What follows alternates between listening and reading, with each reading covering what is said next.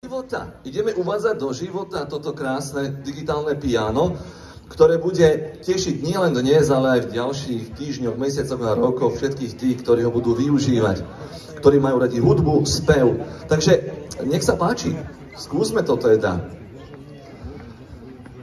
Tú šnúrku slávnostne odviazať, nebudeme prestriehať, aby sme mohli všetkým tým talentovaným umelcom umožniť na tomto krásnom nástroji zahrať to, čo sa počas tých 2 mesiacov naučili. V tejto chvíli už je to na poriadku, môžeme si k tomu aj zatlieskať, samozrejme. A ja som sa aj rozprával v zákulisí s dievčatami, tam mi povedali, že tie deti sú v miernom takom maličkom strese, že to je normálne, to je zodpovednosť, to nie je stres, to je zodpovednosť, pretože vystupujú pred pánom starostom, pred hostiami, pred rodičmi, starými rodičmi, tak je to úplne v poriadku, že majú takto nastavené, že nejaký pocit zodpovednosti.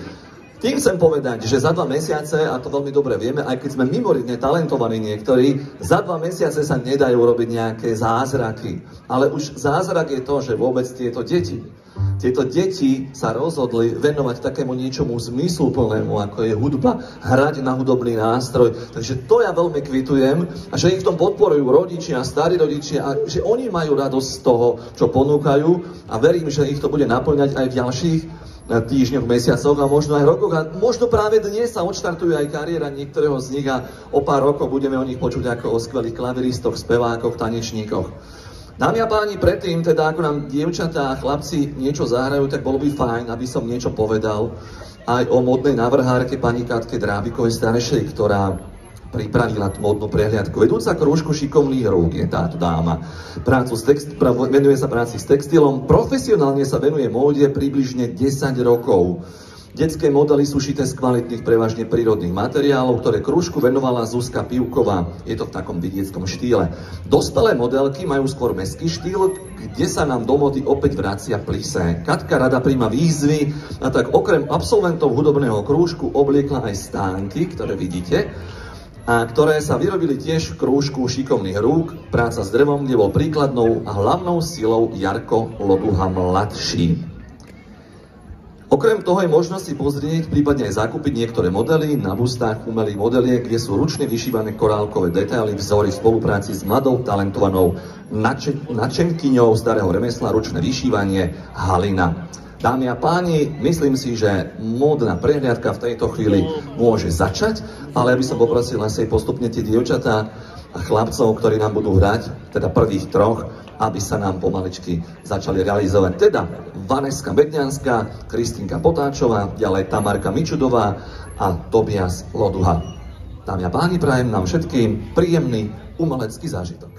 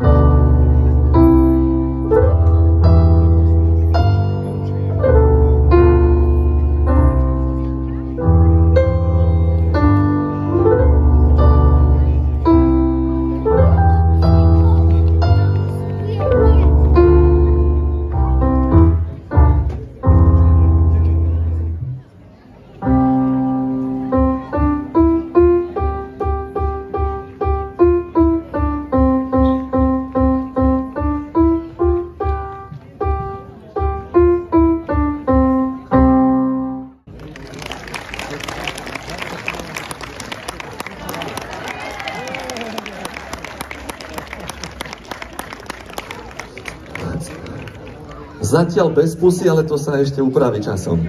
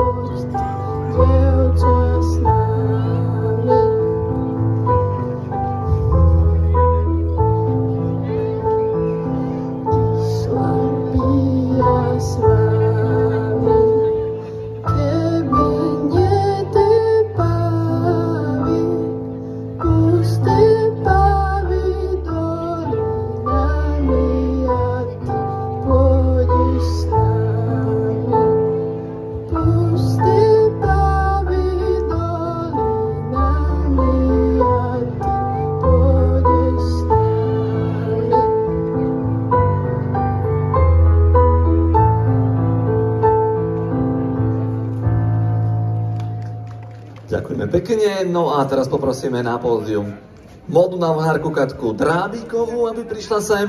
A samozrejme aj všetky deťurence, ktoré sa nám predstavili a vy veľmi, veľmi zatlieskate. Vaneska Medňanská, Kristínka Potáčová, Tamarka Mičedová, Tobias Loduha, Paulinka Mikulová, Alan Simbák, Peťka Mikulová, Vaneska Potáčová, Kristína Potáčová a Danka Strapková.